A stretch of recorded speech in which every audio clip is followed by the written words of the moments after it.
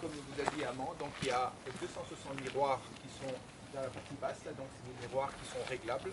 Donc actuellement, on en a réglé 137 sur 260, donc c'est soit plus de la moitié. Et tous les miroirs sont posés. Hein, donc ça c'est tout récent, ça date il y a 3 semaines à peu près. Hein, donc c'est très récent. Alors, et au-dessus, donc vous avez un système à double réflexion. Je ne t'en ai peut-être pas trop parlé. Enfin, il y a deux, ça agit sur la partie qui est comme ça. Hein, et puis après, ça va sur la partie qui est à l'envers. Et puis enfin, ça arrive en bas.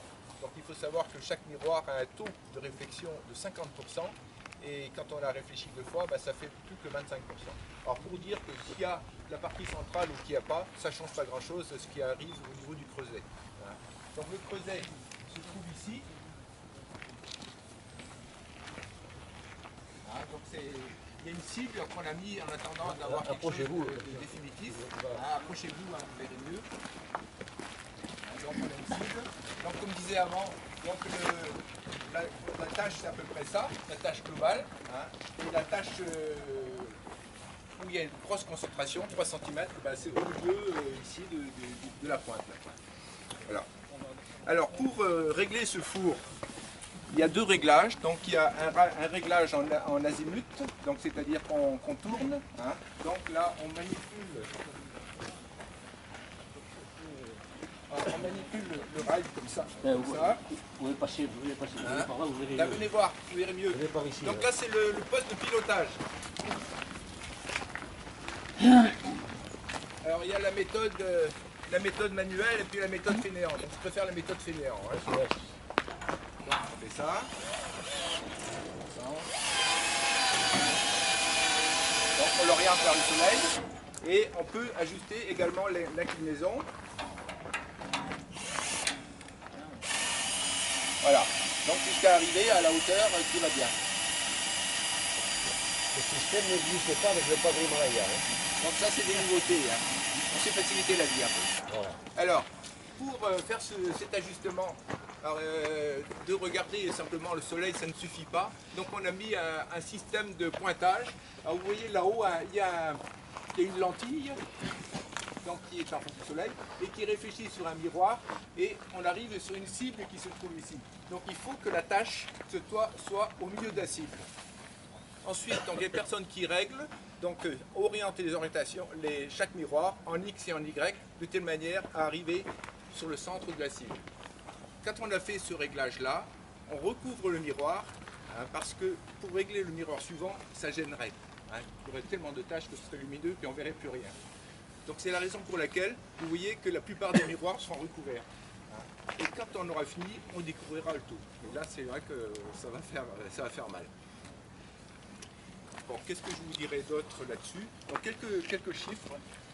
Alors le poids de l'ensemble c'est 3500 kg à peu près, dont là-dedans il y a à peu près 200 kg de plomb, donc qui sont au fond de la gamelle. Là, vous voyez des galettes de plomb par terre là, donc on les a mis au fond de la gamelle qui sert de creuset. Hein, tout ça c'est pour faire l'équilibrage. Donc quand on ajoute des miroirs, vous voyez le centre de gravité de l'ensemble va vers le haut. Donc pour contrebalancer ça, donc il faut mettre du plomb pour équilibrer le tout. Alors donc les chiffres, le prix on l'a indiqué, donc le nombre de miroirs aussi. Alors la surface totale de miroir, donc 70 m² de miroir en tout, donc ça fait quand même beaucoup de surface. Donc 20 kW de soleil qui arrive et 10 kW qui arrivent sur la cible. Donc sur ça et puis ça. Il y a deux niveaux de, comment dirais-je, de concentration. Donc moi sur l'entretien alors de tous ces miroirs. Alors l'entretien, donc l'idée ce serait, on va éviter d'utiliser l'eau de l'eau de robinet. Bon, l'eau déjà ici est ferrugineuse, donc là ça ferait de gros dégâts. Donc on va utiliser de l'eau distillée, hein, de l'eau qui est déminéralisée, c'est ça. Ouais. Et on va arroser ça donc au jet, surtout pas essuyer parce que ça va rayer. Donc il y a des précautions à prendre.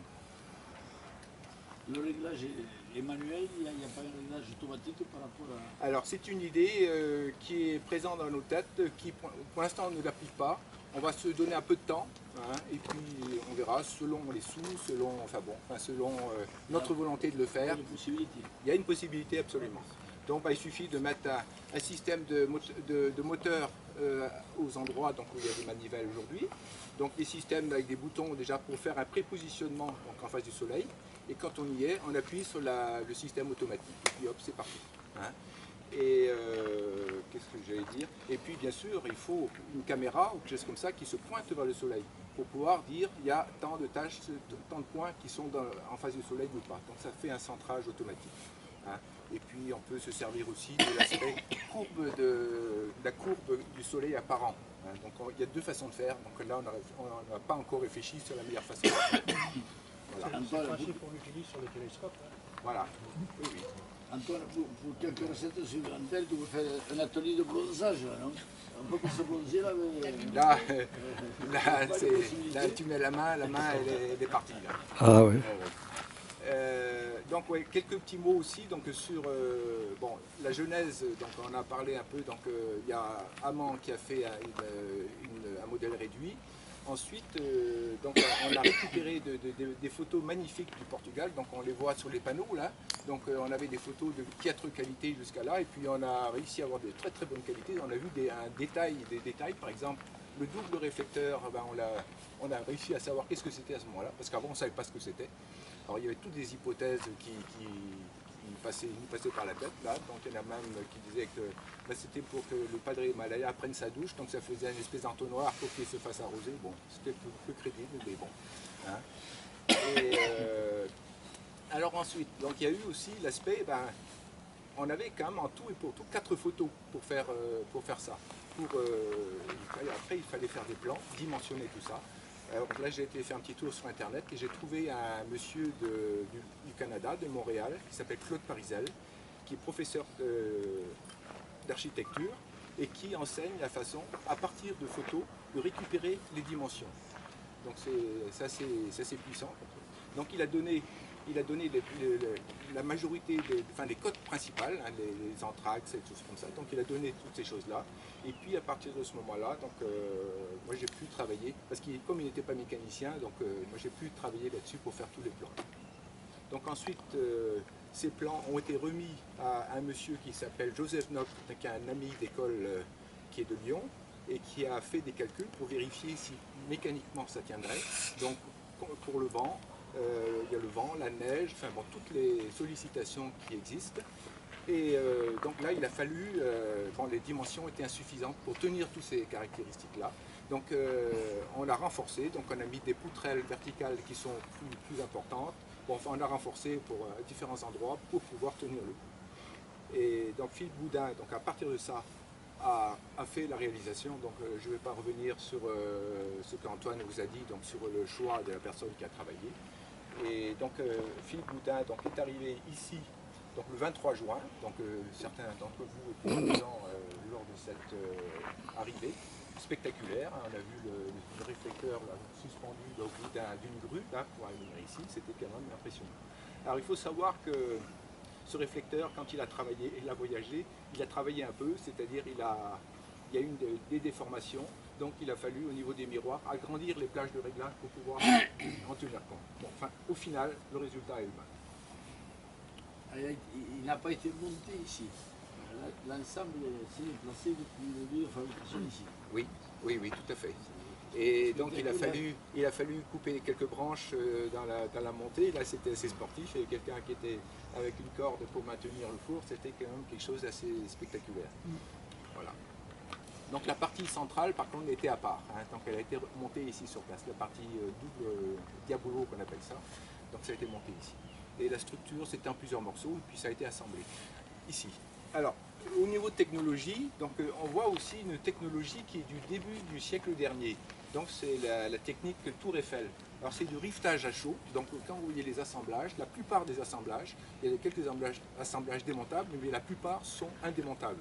Donc rivetage à chaud, donc on chauffe un rivet, on le met dans un four à chaud, il est au rouge, hein, et ensuite avec un outil, on l'écrase avec une forme en bout d'une doutreuil qu'on appelle ça, on lui donne la forme pour écraser donc le système, l'assemblage qu'on veut faire. Et ça donne quelque chose qui est excellent du point de vue tenue dans le temps.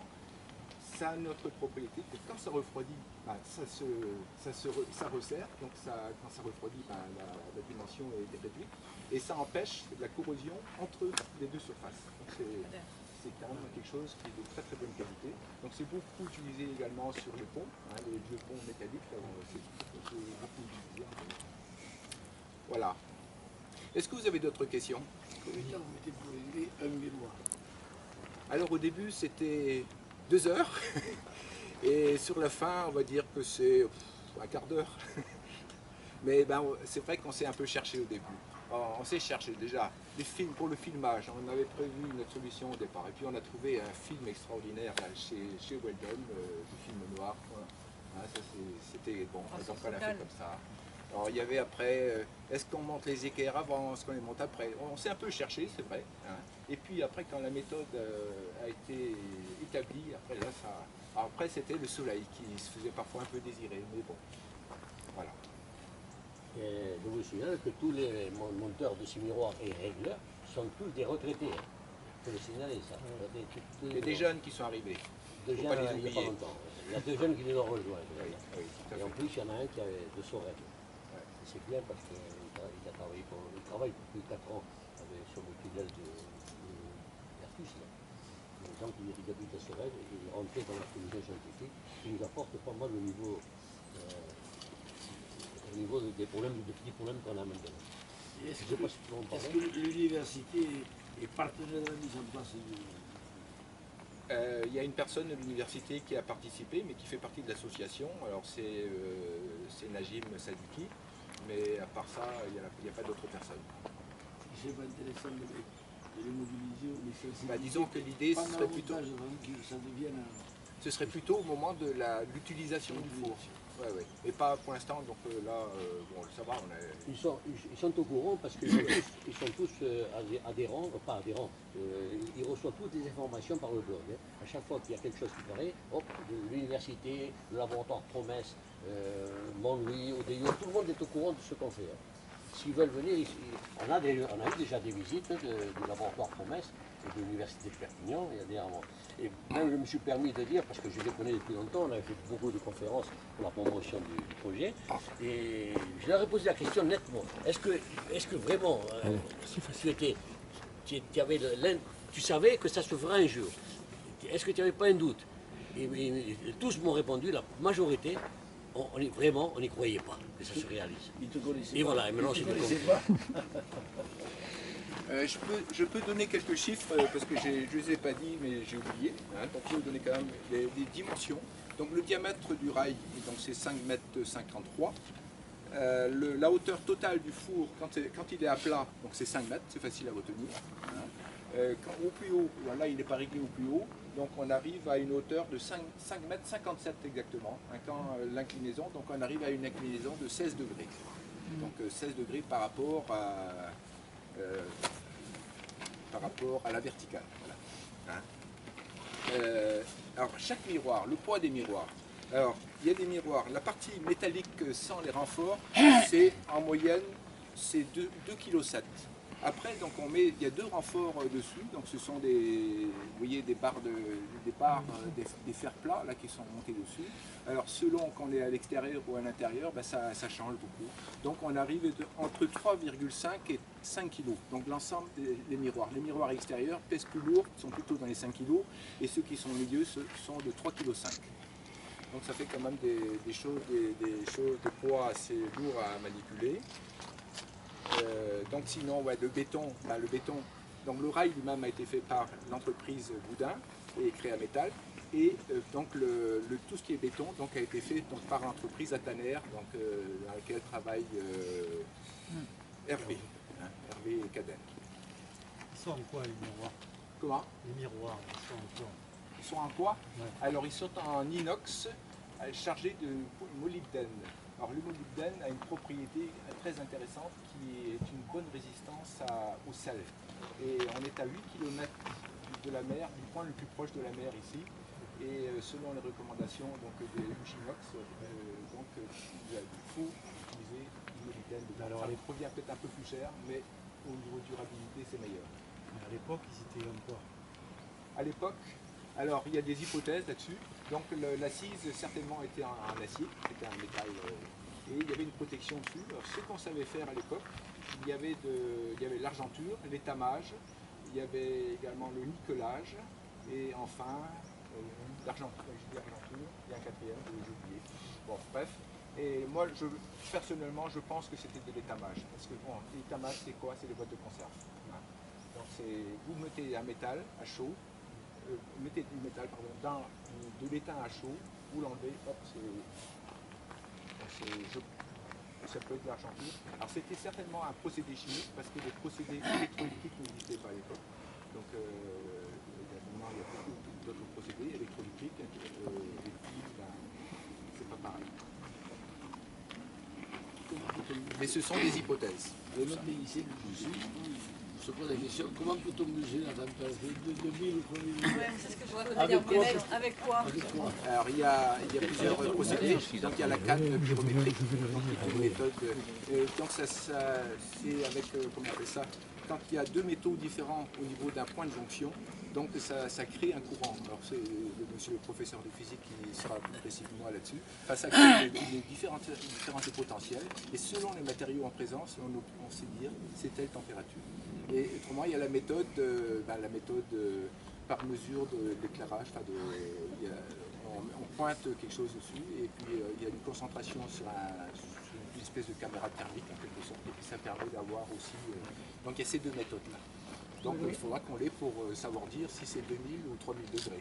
Le premier principe dont tu as parlé, René, là, ça s'appelle le thermocouple. À partir du moment où il y a deux jonctions avec trois métaux qui interviennent, il y a une tension qui apparaît entre les deux jonctions, celle qui est froide et celle qu'on met à la partie que l'on veut mesurer. Moi j'ai pris un thermocouple tout à fait ordinaire, que j'ai payé quelques euros, et qui me permet d'arriver jusqu'à 1300 degrés. Il est certain que pour là, il faudra autre chose. D'autres questions? Eh bien, je vais passer la parole à Jean-Marc, donc il va vous parler plus d'avenir. Donc vous avez parlé du passé. Il va vous parler, il va parler. On va se déplacer un peu, on va Ouais. permettre. Voilà, Oui.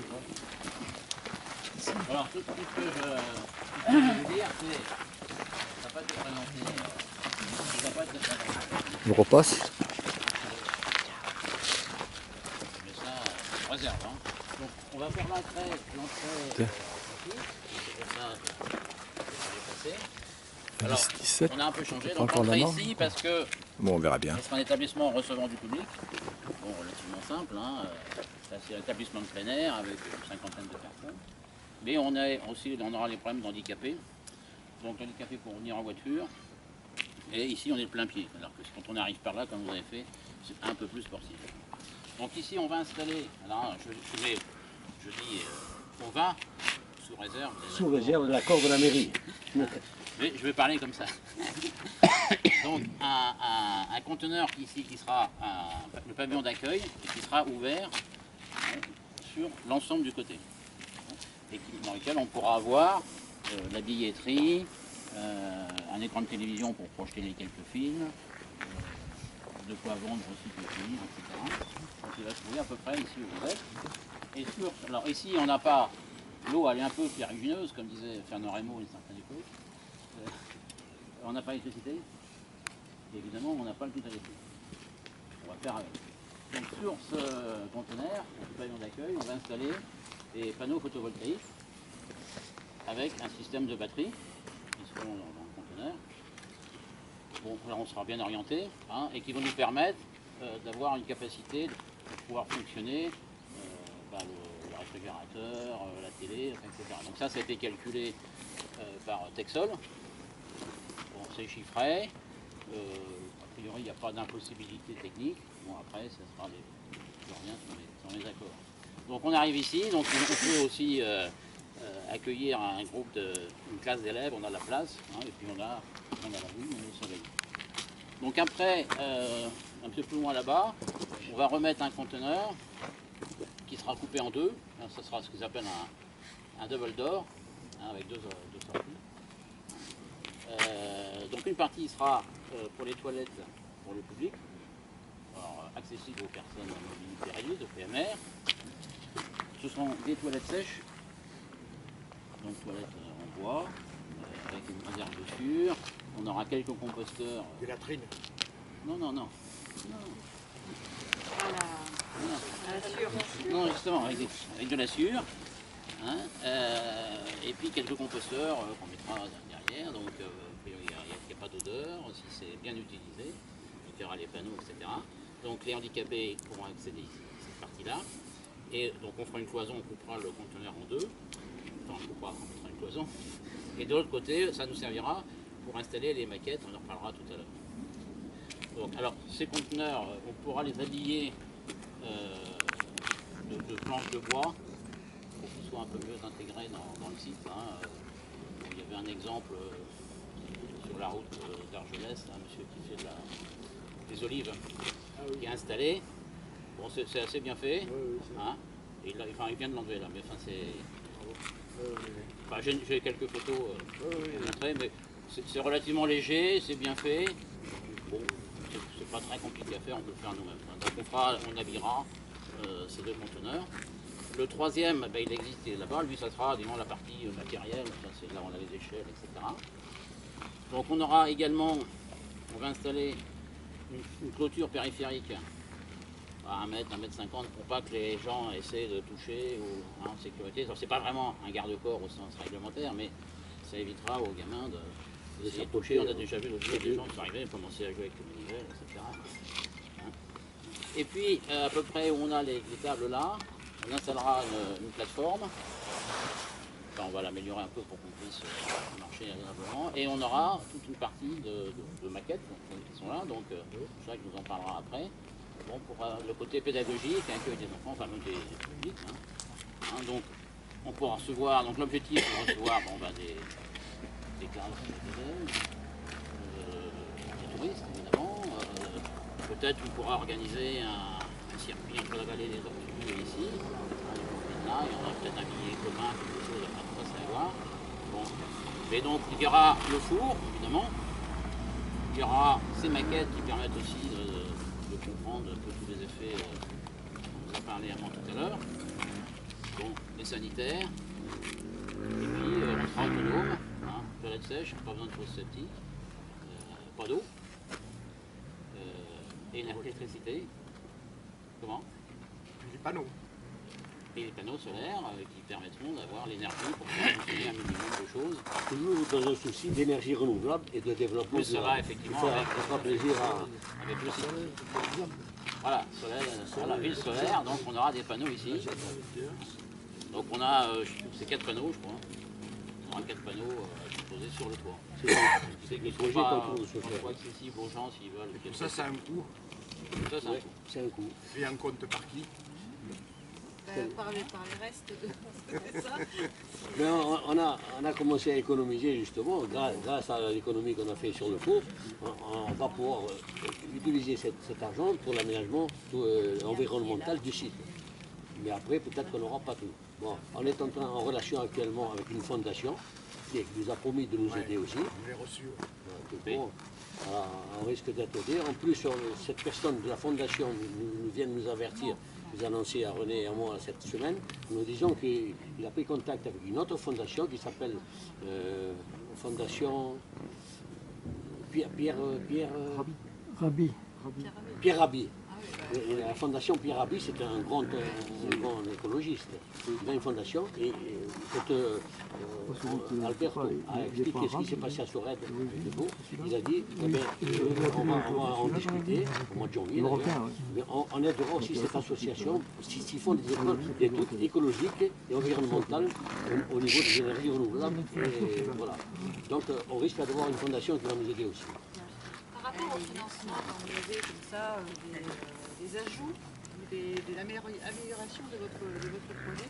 Est-ce que vous avez déjà pensé au ce qu'on appelle le crowdfunding, c'est-à-dire faire un appel, parce qu'il y a un volet qui est peut-être un petit peu plus faible dans le financement, c'est le volet financement privé, mais du particulier, ce que vous aviez essayé de faire, qu'on a fait, bon, il y a une partie, mais qui est peut-être pourrait être améliorée. Le crowdfunding, c'est sur Internet, on fait une vidéo, on essaie de promouvoir son projet, et on met ça sur Internet. Il y a des plateformes qui relaient, si vous voulez, cette information-là. Et vous dites aux particuliers, si vous voulez mettre 20, 30 euros, enfin, il y a des sommes même pas minimales. Souscription. Souscription, mais souscription élargie, c'est-à-dire au monde entier. Et en disant, j'ai besoin de 10 000 euros, j'ai besoin de 15 000 euros, 20 000 euros, et vous avez un certain temps pour le faire, c'est-à-dire 2 mois, 3 mois, etc. Tout ça, ce sont des données qui sont à l'intérieur. Il y a souvent énormément de projets, petits projets, qui sont financés comme ça. Et qui ont l'avantage, si vous voulez, de faire participer les gens, intéresser les gens, mais là, en dehors d'un territoire. D'un territoire, bien sûr, les gens peuvent participer, mais il y a une ouverture, même du point de vue communication, qui est beaucoup plus large que ça.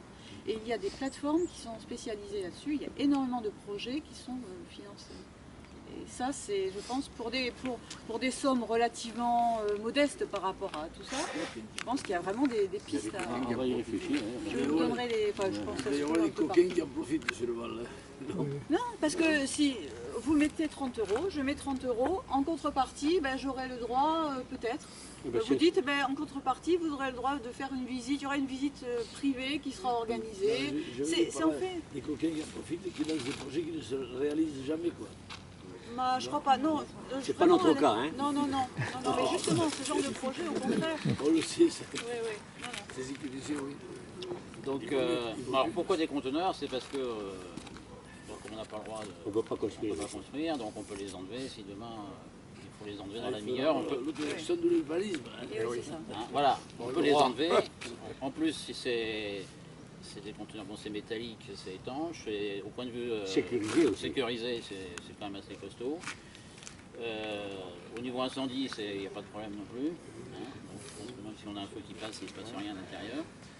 Alors ce sont des conteneurs qui viennent de Chine, hein, c'est-à-dire ce qu'ils appellent des conteneurs qui s'appellent premier voyage. Ils sont fabriqués en Chine, solide, ils les remplissent, ils les mettent en bateau, puis ils arrivent là et comme on n'a rien à leur donner, ben, ils restent là. Donc ils sont quasiment neufs, ils ont fait un voyage, c'est les premiers voyages. Donc il y a Jacques qui va parler un peu des maquettes, hein. Donc il y a une quinzaine de maquettes. Allez, on va passer à